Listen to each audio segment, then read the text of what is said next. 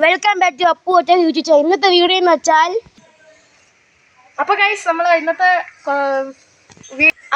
നമ്മളെ ഇന്നത്തെ വീഡിയോ എന്തെന്ന് ചോദിച്ചാൽ നമ്മൾ 2 സൈക്കിൾ ഉണ്ട്, അതിന് നമ്മൾ കമ്പയർ ചെയ്യാൻ പോവുകയാണ്.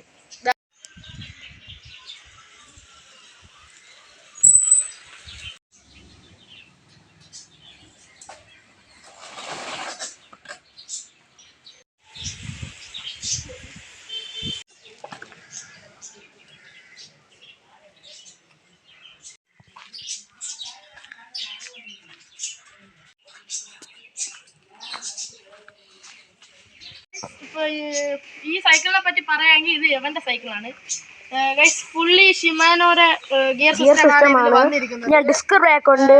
ഷിമാനോനെ പറ്റി നിങ്ങൾക്ക് അറിയാമല്ലോ, അത് ഒരു നല്ലൊരു കമ്പനിയാണ്.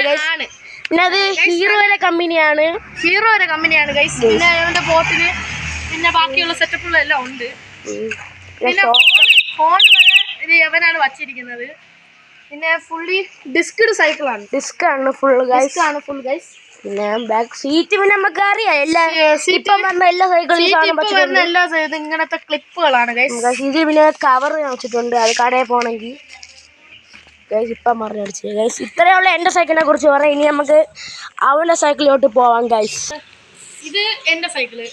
ഇതില് ഞാനും വച്ചിട്ടുണ്ട് ലൈറ്റ്. അത്രയും ലൈറ്റ് അല്ല, നമ്മളെ എപ്പോ ഇത് കോപ്പിയാണ്.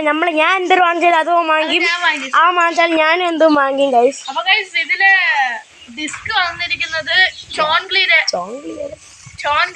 കമ്പനിയാണ്. പിന്നെ നിങ്ങൾക്ക് അറിയാമെങ്കിൽ ഇത് പറയണേ ഗൈസ്. ഇതേപോലത്തെ ചോൺഗ്ലി എന്ന ഡിസ്ക് ആർക്കെങ്കിലും ഉണ്ടെങ്കിൽ ഒന്ന് കമന്റ് ചെയ്യണം ഗൈസ്. ഇനി നമുക്ക് ഇവന്റെ ടയറും 26 സൈസ്. എന്റെ സൈക്കിളിന്റെ ടയർ 26 സൈസാണ് ഗൈസ്. നമുക്കിനി സീറ്റിലോട്ട് പോകാന്ന് വെച്ചാൽ ഇതിന്റെ ശരിക്കുള്ള സീറ്റ് അടിയിലാണ്. ഞാൻ ഇവിടെ കവർ ഇട്ടിരിക്കുന്നതന്നെ ഉള്ളൂ. ഷിമാനോയുടെ ഒരു കവർ സിസ്റ്റമാണ് ഇതിൽ വന്നിരിക്കുന്നത്. പിന്നെ മഡ്ഗാർഡ് അതും അതാണ് ഈ സൈക്കിളിന്റെ കൂടെ തന്നെ നമ്മൾ കിട്ടിയതാണ്. സൈക്കിളിന്റെ കമ്പനി ഇതാണ്, എന്തെന്ന് നമുക്ക് അറിഞ്ഞൂടാ. വിവേലോ എന്നാണ് ഇതിൽ എഴുതിയിരിക്കുന്നത്. ഇത് സാധാ ഗിയർ അല്ല, ഇത് ഗിയർ അല്ല, ഇത് നോർമൽ സൈക്കിളാണ്. അവന് ഗിയർ ഇഷ്ടമില്ല, എനിക്ക് ഗിയർ ഇഷ്ടമല്ല. പിന്നെ ഇതിലും ഇതേപോലെ ക്ലിപ്പാണ് വന്നിരിക്കുന്നത്.